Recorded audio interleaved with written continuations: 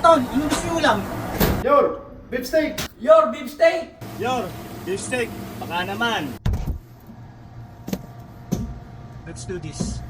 Well, napaka-basic lang naman ito. Pero bago yan, hugasan muna natin ng bahadya at damayin ng karne. Ang gamit ko dito na part ng baka ay sirloin tip o ang tinatawag na beef knuckle. Hiniwa ko na rin siya na maninipis upang sa ganun kahit hindi mo nagamitan ng tenderizer. So tingin ko goods na yan. Isalin na natin sa bowl at gumawa na tayo ng pamarination. Naghiwa ako ng bawang. Hindi siya pino pero sakto lang. At dahil wala kaming kalamansi on board, gumamit tayo ng lemon. At isa sa magpapasarap ng ating beef steak ay ang ating asawa o girlfriend. Saktuhan nyo lang ang paglagay dahil ang mga toyo nila ay sobra-sobra. Isunod nyo na rin yung brown sugar. Sabay follow up ng granulated garlic. Pinigaan ko na rin ng lemon dahil ang citrus ay isa sa mga nagbibigay ng breakdown upang papabilis ang paglambot ng isang karne ng baka. Pagkatapos ko pigaan ay sinunod ko na yung bawang, pamintang drog sabay haluin. Mga ilang halo pa isunod mo na yung oyster sauce. Well, combine mo at idagdag mo na ang tubig upang mag-balance lahat ng alat nito. Then ilagay mo na sa karne ng baka at i-marinate mo na. Maraming methods ang pagmamarinate pero nakadepende na sa inyo yan kung anong trip nyo. Pero para sa akin mas maganda ang 6 hours hanggang overnight. Pero kung sa ganitong klase kasi ng pagluluto, pwede rin paspasan dahil syempre lulutuin mo yung baka na mismong gamit din ay kanyang marination. Kaya sa tingin ko kapit na kapit pa rin yung lasa niya. So pagkatapos ko maghiwa ng sibuyas, umpisa na natin, ininit ko na yung frying pan. Sabay lagay ng mantika at once na mainit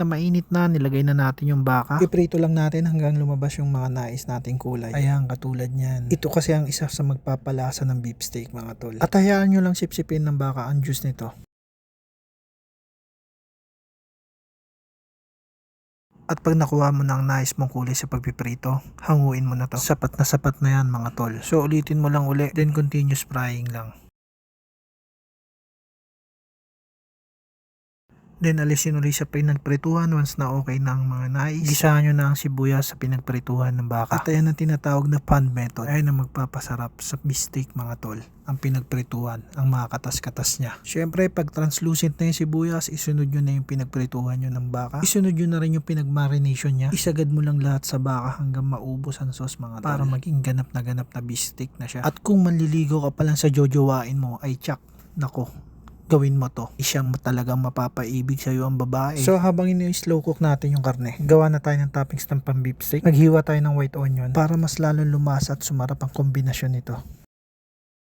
At dahil naluluto rin ang citrus nito, ilalagay na natin ang huling pandiinan. Ilagay na natin ang pineapple juice. Isa yan sa magbibigay ng linamnam at balanse ng lasa ng beef steak. At ang panghuli ay cornstarch upang sa ganong gumanda ang texture ng sauce nito. At pagkatapos ay ipatong na natin ang toppings nito. Then that's it. Plating na tayo.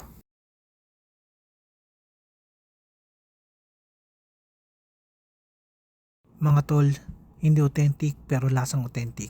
Para sa inyo, beef steak ala Mayor matatag.